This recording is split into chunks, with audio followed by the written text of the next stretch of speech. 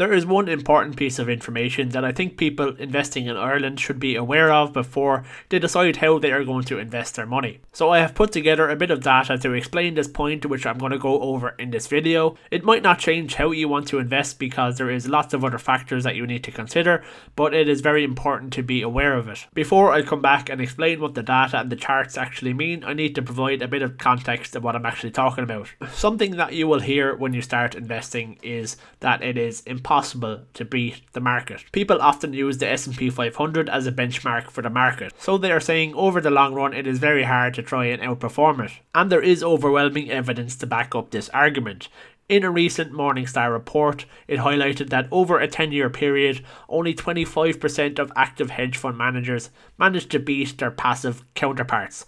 So their passive counterparts in this sense are index funds which track the likes of the S&P 500. This is a little bit crazy when you think about it, because these guys are highly educated, they're highly paid, they do this every day of their working lives, and the vast majority of them still cannot beat the market.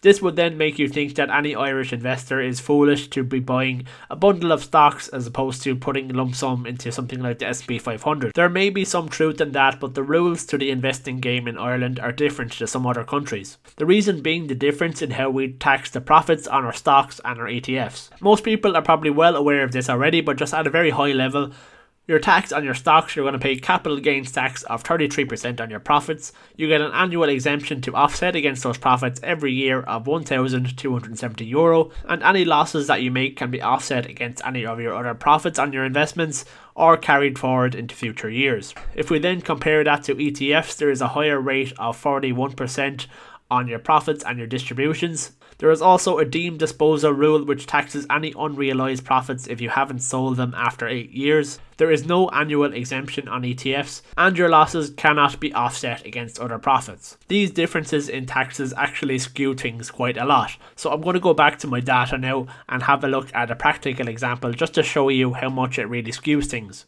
For this example, we are going to assume that the S&P 500 returns 10% to investors in 2022. This is probably not very likely, but is what we are going to assume for this example. So John invests €5,000 into an ETF that tracks the S&P 500 at the start of the year, and at the end of the year he sells his investment. As it has gone up 10%, he has made a €500 profit before tax. When we deduct the 41% exit tax, he is then left with a €295 post-tax profit. My next question is, what if John said, feck ETFs, I want to invest in individual stocks? What percentage return would he have needed to get the same post-tax profit of €295? So I wanted to work out exactly how well his stocks would have needed to perform to do exactly the same in terms of post-tax profit as his ETF. The answer to that question was 5.9%. So John would have only needed a 5.9% return on a €5,000 investment in stocks to get the exact same post-tax profit as somebody who invested in the S&P 500 and got a 10% return. There are two reasons why John only needed a 5.9% return on his stocks compared to 10% on his ETF. One of them being that the capital gains tax rate of 33% is obviously lower than the exit tax rate of 41%, and the other being that you get your annual exemption every year of €1,270 when you are investing in stocks, and you don't get that when you are investing in ETFs. So I then wanted to repeat this example, but for much higher investment amounts. So I did it for 10,000, 20,000, 30,000, 40,000.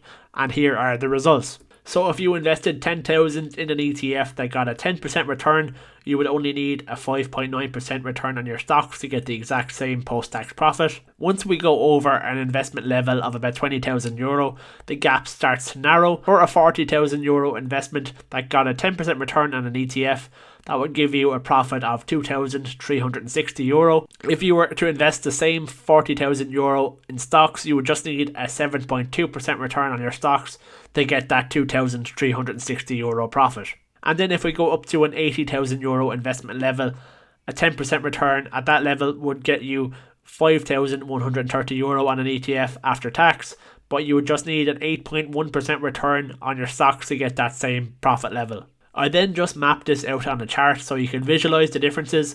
So the orange line here is your 10% return on your ETF, And the blue line then basically is what percentage return you need to have on your stocks to get the exact same post-tax profit.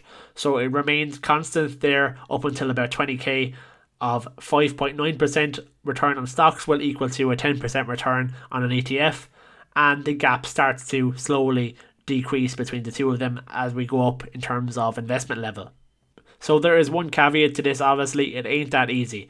Picking stocks requires a lot of time and effort, a lot of analysis and a lot of management. And there is no guarantees that you are going to achieve those levels of say 5.9% on your stocks to equal what you would have done on an ETF. There are going to be a lot of emotions that you're going to need to control when you are investing in individual stocks compared to ETFs as well. But one thing the data definitely does show is you do not have to perform as well as the market in Ireland to actually beat it because of the tax differences. So that is pretty much everything I wanted to show you guys on this video. I would be very interested to know what your thoughts are. Please let me know in the comments.